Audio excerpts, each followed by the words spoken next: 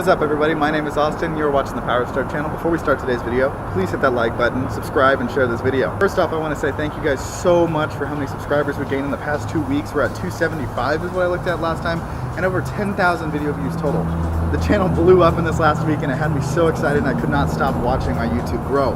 I tried to comment back to everybody, like and love comments, so thank you all so much for your continued support and continued support with this channel. So today's video is nothing crazy. I don't have any parts ordered. Yesterday I was out of town and out of service, so I had nothing to upload. I was going to try to paint the mirrors today, but you know, it's Oregon, so it rained again, so I can't do the mirrors. Why?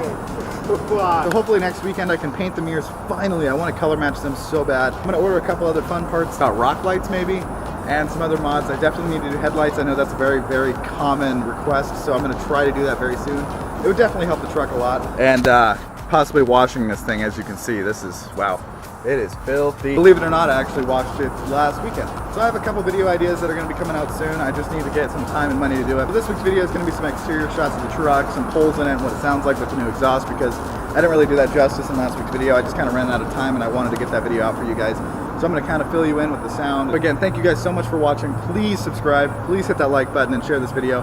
I'll see you guys in next week's video. It'll be better than this one. Again, I'm sorry there's nothing crazy, but next week will be so much better. Thank you guys.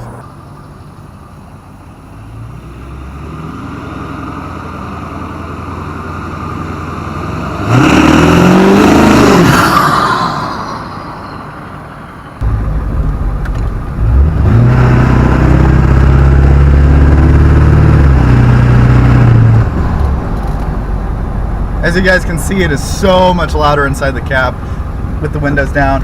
The whistle is super loud and it just sounds super angry and grumbly. I absolutely love it and I highly recommend this exhaust to anybody with a 7.3.